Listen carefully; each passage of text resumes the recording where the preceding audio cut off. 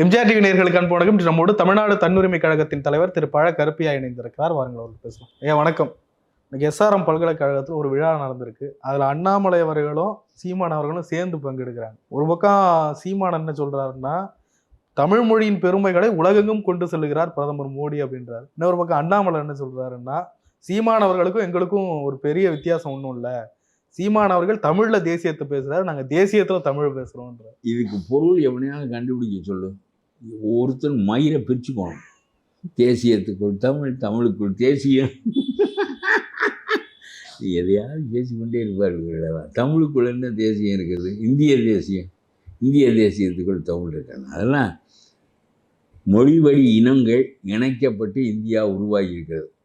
இது ஒரு ஒன்றிய சேர்க்கை உள்ள ஒரு நாடு. நாம் எல்லோரும் ஒன்றாக இருப்பதில் உள்ள வசதிகளை கருதி நாம் ஒன்றாக இணைந்திருக்கிறோமே தவிர ஜாதியால், நிறத்தால், மதத்தால், நடவடிக்கையால், நாகரிகத்தால் எல்லாவற்றாலும் நாம் வேறு வேறானவர்கள். நீ நினைப்பது போல ஒன்றானவர்கள். நாங்கள் சிறுதேச மொழி நாகரிகம், நீ வேதகால நாகரிகம் என்ன, ஆனாலும் நாங்கள் சேர்ந்திருப்போம். என்ன, மணிப்பூர் சேர்ந்திருப்பது போல, ஜார்க்கண்ட் சேர்ந்திருப்பது போல நாங்களும் சேர்ந்திருப்போம். சேர்ந்திருப்பதனால் சில பொது நன்மைகள் உண்டு என்பதனாலே சேர்ந்திருக்கிறோமே தவிர இந்த தேசியத்துக்குள்ள அவர் இந்தியாவை கண்டு விடுவார், இந்தியாவுக்குள் தேசியத்தை கண்டு விடுவார், நிர்மலாவுக்குள் விமலாவை கண்டு விடுவார், விமலாவுக்குள் நிர்மலாவை கண்டு. இவர்கள் பேசியதை கேட்டு கேட்டு எனக்கு பாதி மயில் உதிர்ந்து விட்டு. நீ இதை வேற நான் கேட்காதையும் என் காதுக்குள்ளே கொண்டு வந்து திணிக்கிற. ஆனால் ஒன்று சொல்கிறேன், இந்த அண்ணாமலை, இந்த சீமா ஒரு இளவுக்கும் லாயக்கில்லாத ஆள், ஒரு அரலூசு. அவரோட போய் சேர்ந்துக்கின்னு இவருடைய தத்துவத்துக்கு இவர் ஒரு விளக்கம் சொல்கிறாரு. ஆனால் இவர் என்ன பண்ணார், பெரியாருடைய சிந்தனைகளை அறிவுபூர்வமாக எதிர்க்க சீமானால் முடியவில்லை. பெரியார் சொல்லாததையெல்லாம் சொன்னார் என்று சொல்லி அம்மாவோட போக சொன்னார், அக்காளோட போக சொன்னார் என்றெல்லாம் சொல்லி இவர் அவருடைய தோற்றத்தை உடைப்பதற்கு இந்த ஆள் நினைத்தார். இது ஒரு படுமுட்டாள்தனமான பொய். ஒரு பொய்யின் மீது அவர் கட்டுகிறார். அதுக்கு அவர்கள் வேண்டியதை செய்கிறார்கள். சீமானுக்கு வேண்டியதை செய்கிறார். இதற்கு அண்ணாமலை நினைவு சொன்னோமா, இது எங்கே இருக்கிறது காட்டு என்று கேட்டபோது சீமானால் காட்ட முடியவில்லை. பெரியார் இப்படி சொன்னார் என்பதை அம்மாவோட எங்கே போக சொன்னார் என்று காட்டு என்று சொன்னால் காட்ட முடியவில்லை. அண்ணாமலை என்னிடம் இருக்கிறது, நான் காட்டுகிறேன் என்று சொன்னால் இவரும் காட்டவில்லை. ஆக இதுகளோடு சேர்ந்தால் அவர் என்ன ஆகிறார் என்று பாருங்கள். அவர் கொஞ்சம் பரவாயில்லை, இவர்களை விட அவர் பரவாயில்லை என்று தான் நான் வைத்திருந்தேன். இவரும் இப்படி தான் இருக்கிறார். இவருக்கு என்ன வந்தது, இந்த சீமானோடு சேர்வதற்கு என்ன வந்தது என்று எனக்கு தெரியவில்லை. எந்த அரசியலில் இந்த சீமான் சேர்ந்தால் ஒரு பெண்ணோடு 5-6 ஆண்டுகள் வாழ்ந்து ஒரு மன இரக்கமே இல்லை. செய்வதிலே கூட அதிலே கூட ஒரு பரிவும் இரக்கமும் இருக்கும் மனிதனுக்கு. தமிழிலே கையெழுத்து போட மாட்டேன் என்கிறீர்களே என்று நையாண்டி செய்கிறார். தமிழுக்காக உள்ள இயக்கம், தமிழுக்காக பிறந்த இயக்கம், தமிழ் இனத்தின் மீது கட்டப்பட்ட ஒரு இயக்கம். இதில் இருக்கிறவனெல்லாம் ஒருத்தனாவது படித்தவன் கிடையாது. எல்லாம் பொய்யாமொழி மாதிரி பட்டம்தான் பின்னால் இருக்குமே தவிர ஒருவனுக்கும் எழுவாய் பயனில்லை செய்யப்படும் பொருளோடு எழுத தெரியாது. ஆனால் இவர் ஆங்கிலத்தில் தான் கையெழுத்து போடுவார். நான் என்னுடைய வாழ்நாளில் என்னுடைய பாஸ்போர்ட்டிலிருந்து, என்னுடைய காசோலைகளிலிருந்து எல்லாவற்றிலும் தமிழில் தான் கையெழுத்து போடுவார். எத்தனையோ ஆண்டுகளாக 20-25 வயதில் ஏற்பட்ட பழக்கம் இன்றைக்கு வரை நம்மிடம் இருக்கிறது. என்னுடைய பாஸ்போர்ட்டுகள் முழுவதும் வெளிநாடுகளுக்கு செல்கின்ற போது தமிழில் இருக்கிற கையெழுத்தை அவன் கம்ப்யூட்டரில் காட்டி சரியாக இருக்கிறதா என்று பார்ப்பானே தவிர அவனுக்கு அந்த எழுத்து தெரியாது. வெறும் கோடுகளாகத்தான் தெரியும். என்னை போன்ற சாதாரண எளிய மனிதர்கள் தமிழின் மீது பற்றுக்கொண்டு நான் தேசிய கட்சியில் இருந்திருக்கிறேன், தமிழ் இனவாத கட்சியிலும் இப்பொழுது இருக்கிறேன். ஆனால் காந்தி எனக்கு தலைவராக இருக்கிறார். என்ன பெரிய கோர் வைப்பார். காந்தி தான் எனக்கு தலைவர், காந்தி தான் என்னுடைய கட்சிக்கு வழிகாட்டி. ஆனால் என்னுடைய கட்சியினுடைய கொள்கை தமிழ் இனத்தை காப்பதும் தமிழ் மொழியை காப்பதும் தான். ஆனால் இதற்கு யாரை பின்பற்றுவது? தமிழ்நாட்டில் பிறந்த எந்த தலைவரை பின்பற்றுவது? மகா யோக்கியன் இந்த உலகத்தில் பிறந்த 1000 ஆண்டுகளுக்கு ஒரு முறை பிறக்கின்ற காந்தியை வழிகாட்டியாக கொண்டு தமிழின நன்மையையும் தமிழ் மொழியினுடைய நன்மையும் நிலைநாட்டுவதற்காக நான் கட்சி தொடங்கியிருக்கிறேன்.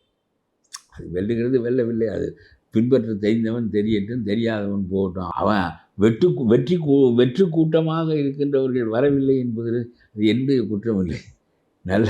நல்ல பொருளை நாம் வைத்திருக்கலாம், அது அவ்வளோதானே தவிர அதை அடையாளம் கண்டுகொள்ள அவர்களால் முடியவில்லை என்றால் அவர்களின் குற்றம், அது போகட்டும். நீ தமிழிலே கையெழுத்து போடவில்லையே என்று மோடி கேட்கிறார். மருத்துவக் கல்லூரிகளை ஏன் தமிழிலே கற்பிக்கவில்லை என்று, மருத்துவக் கல்லூரிகளில் ஏன் தமிழில் கற்பிக்கவில்லை என்று அவர் கேட்கிறார். உனக்கு வெட்கமாக இல்லை? வடநாட்டுக்காரன் ஒருவன் வந்து தமிழ் மொழியினுடைய பெருமையையும் தமிழ் இனத்தின் பெருமையையும் சொல்வது உனக்கு வெட்கமாக இல்லை? நீ ஏன் தமிழை கடைபிடிக்கவில்லை என்று சொல்வது வெட்கமாக? முதல்ல உன் பேரில் உள்ள இசன்னாவே தமிழ் இல்லை, தமிழ் எழுத்தும் இல்லை, மெய்யெழுத்து தமிழில் தோன்றவும் தோன்றாது. இதை சொல்லிக் கொடுக்கவில்லை உன்னுடைய தகப்பன் என்று சொன்னால் உன்னுடைய தகப்பனுக்கு மட்டும் என்ன பெரிய இது இருந்தது என்று கேட்கிறேன் நான். பெரிய முத்தமிழ் அறிஞர் இசன்னா ஆறுமா? பேர் முதல்ல இசன்னா வருமா? எந்த வார்த்தைக்காவது இசன்னா வருமா? இச்சன்னா வருமா? இக்கண்ணா வருமா? மெய்யெழுத்து வருமா? எந்த சொல்லுக்காவது? உன்னுடைய பேரில் அப்படி வைத்திருக்கிறாய், அது இன்னொரு நாட்டுக்காரன் பேர் என்றால் நம்முடைய நாட்டின் பெயர் படி மாற்றி எழுது. உலகத்தில் பிறந்த மனிதர்களிலெல்லாம் மகத்தான மனிதன் ஜீசஸ் இங்கே வந்தபோது இயேசுவாகி விட்டார்.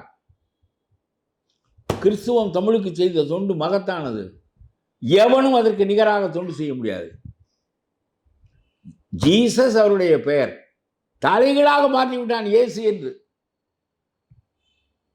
எப்படி பாரு, ஜோசப் பெயரை மாற்றி விட்டான், எல்லார் பேரையும் மேரியை மரியாளாக ஆக்குகிறான், எல்லாவற்றையும் தமிழ் ஓசைப்படி செய்தான். இஸ்லாமியர்கள் அதை செய்யவில்லை. ஆனால் உமரு புலவர் சீரா புராணத்தில் தமிழ் முறைப்படி எழுதியிருக்கிறார். கத்தீஜா என்கின்ற பெண்ணின் பெயரை, முகமது நபிகளினுடைய மனைவியார் பெயரை கத்தீசா என்று எழுதியிருக்கிறார். நான் என்னுடைய வாழ்நாளில் வடமொழி எழுத்துக்களையும் கிரந்த எழுத்துக்களையும் பயன்படுத்தி எழுதியதே இல்லை. நீ தமிழுக்குரியவனா, நான் தமிழுக்குரியவனா, என்னை எவனா அது அறிய தெரிகிறதா? இப்படி உன்னிடம் பேசிவிட்டு தொண்டை தண்ணியை தொலைத்து விட்டு சாக வேண்டியதான், வேற என்ன செய்வது? ஆகவே இந்த ஆளுக்கு என்ன தெரியும்? இசன்னா போட்டு ஸ்டாலின் என்று எழுதுகிறார். என்ன ஸ்டாலின்? ஸ்டாலின் என்று எழுது, ஈனா சூனா போட்டு எழுது, தமிழ் ஓசைப்படி எழுது, தமிழ் முறைப்படி எழுது. எத்தனை கம்பன் வந்து எவ்வளவு மாற்றங்கள் செய்திருக்கான். இந்திர சித்தனை இந்திர சித்தன் என்று தான் எழுதுவான். ஒரு ராமனை இராமன் என்று தான் எழுதுவான். எங்கேயாவது கம்பன் வடமொழி காப்பியத்தை தமிழிலே மொழிபெயர்த்தவன் எங்கேயாவது ஒரு இடத்திலே ஒரு வடமொழி சொல் உங்களுடைய இசன்னா இச்சன்னாவெல்லாம் இருக்கிறதா என்று பார்ப்போம். 12,000 பாடல்களில் ஒரு இடத்தில் இந்த தப்பு. நீங்கள் எல்லாம் பேசுகிறீர்கள் தமிழை காக்க வந்தவன். உங்களுக்கெல்லாம் என்ன தெரியும்? தமிழும் தெரியாது, எதுவும் தெரியாது. முத்தமிழ் அறிஞர் வேறு, அவர் ஒன்றும் சொல்லிக் கொடுத்து விட்டு போகவில்லை. மெய்யெழுத்தில் தமிழ் தொடங்காது என்ற அடிப்படை உண்மையை உனக்கு சொல்லித் தரவில்லை. நீ கல்லூரி வரையில் படித்திருக்காய், ஒரு தமிழ் வார்த்தையும் உனக்கு ஒழுங்காக உன்னுடைய பெயரை எழுத சொல்லிக் கொடுக்கவில்லை. மோடி நக்கல் செய்வது நியாயம் என்று சொல்கிறேன். மருத்துவக் கல்லூரியை ஏன் தமிழில் கற்பிக்கவில்லை என்று கேட்கிறார். புரியுமே, தமிழில் கற்பித்தால் புரியுமே. தமிழ் வலதுகை அல்லவா, அயல் மொழிகள் இடதுகை அல்லவா. ஆங்கிலம் சிறந்தது. சீனன் சீனத்தை தவிர ஒன்றும் கற்றுக்கொள்வதில்லை. ருஷ்யன் ருஷ்யாவை தவிர ஒன்றும் கற்றுக்கொள்வதில்லை. உலகத்தில் விஞ்ஞானத்தில் தொழில்நுட்பத்தில் அவர்கள் பின்தங்கி இருக்கிறார்களா?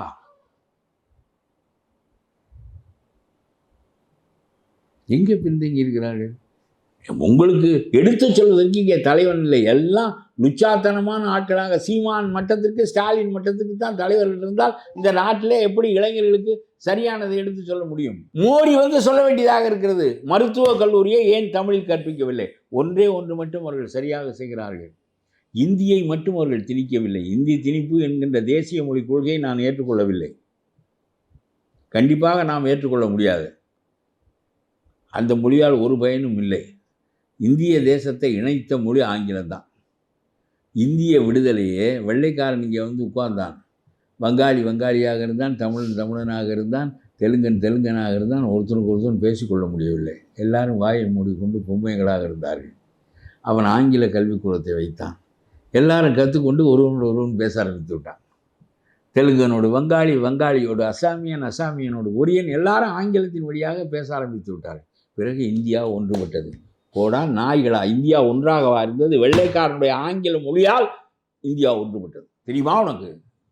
இந்தியாவை இணைத்த மொழி ஆங்கிலம். That is the link language.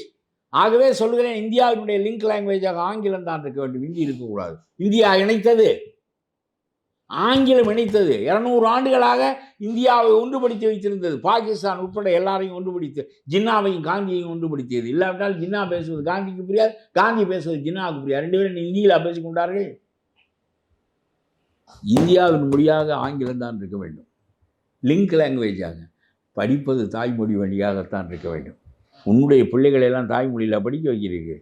உன்னுடைய மகன், உன்னுடைய மருமகள், உன்னுடைய எல்லாரும் இறங்கி தேம்ஸ் நதிக்கரையில் குளித்து விட்டு வந்தவர்கள் போலத்தான் எல்லாரும் தடுமாறுகிறார்கள்.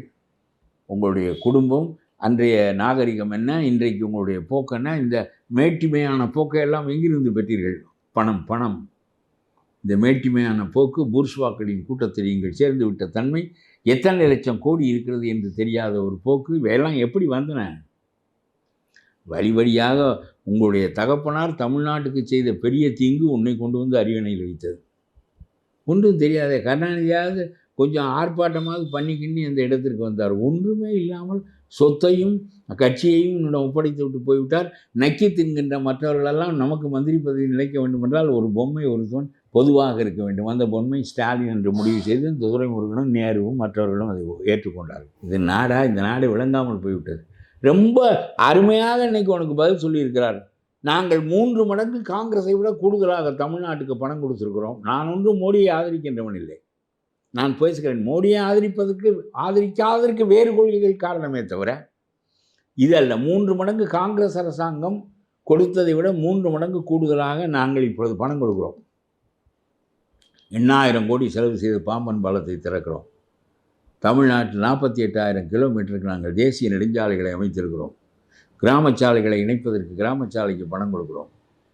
இந்த மக்கள் வீடு கட்டி கொள்வதற்கு நாங்கள் பணம் கொடுக்கிறோம். ஒவ்வொரு மனிதனுக்கும் உடல் நலத்தை பேணிக் கொள்வதற்கு 5 லட்சம் ரூபாய் நாங்கள் காப்பீட்டு திட்டத்தின் மூலம் வழங்குகிறோம். என்ன செய்யவில்லை?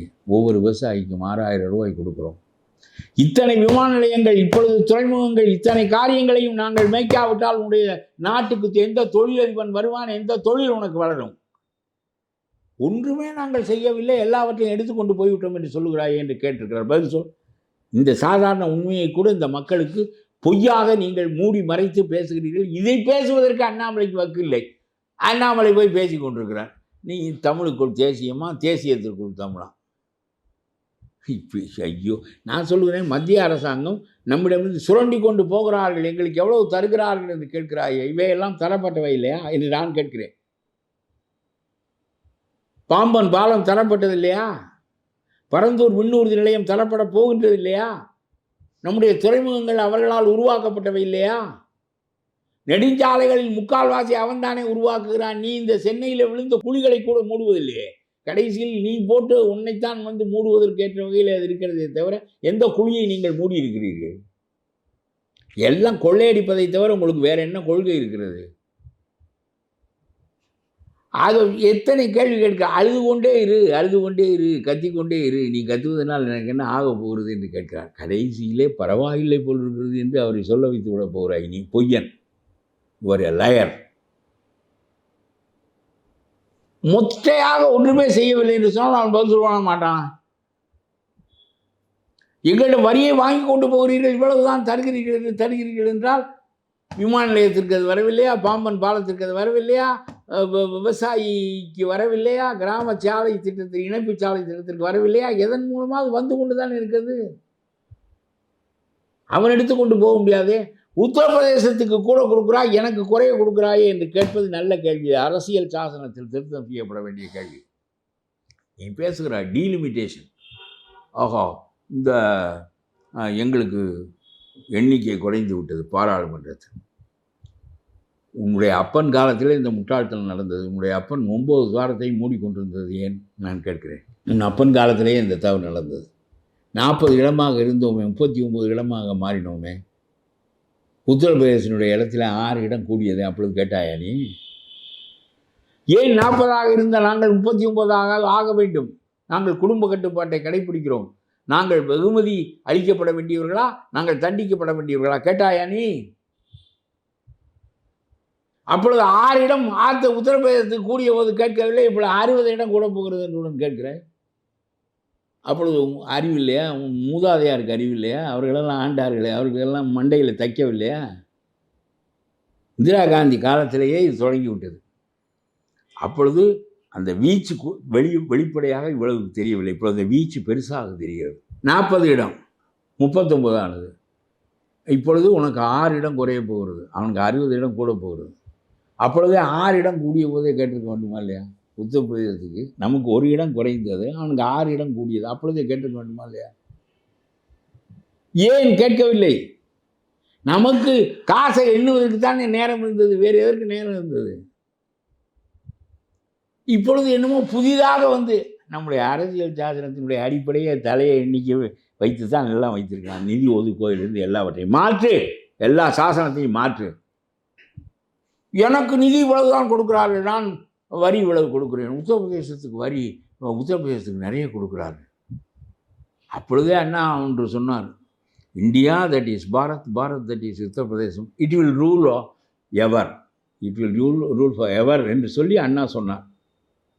என்ன அது மனிதர்கள் ஆழ்வதற்கும் ஆட்சி அதிகாரத்தை பெறுவதற்கும் தான் அவரால் கண்டறிய தெரிந்தது. நம்முடைய வரி பிரிவினைகளில் பெரும்பகுதி எண்ணிக்கை அடிப்படையில் உத்தரப்பிரதேசத்துக்கும் பீகாருக்கும் தான் போகும் என்பது அன்றைக்கு அவர்களுக்கு அறிய தெரியவில்லை. இது அம்பேத்கர் எழுதிய சட்டம் தானே.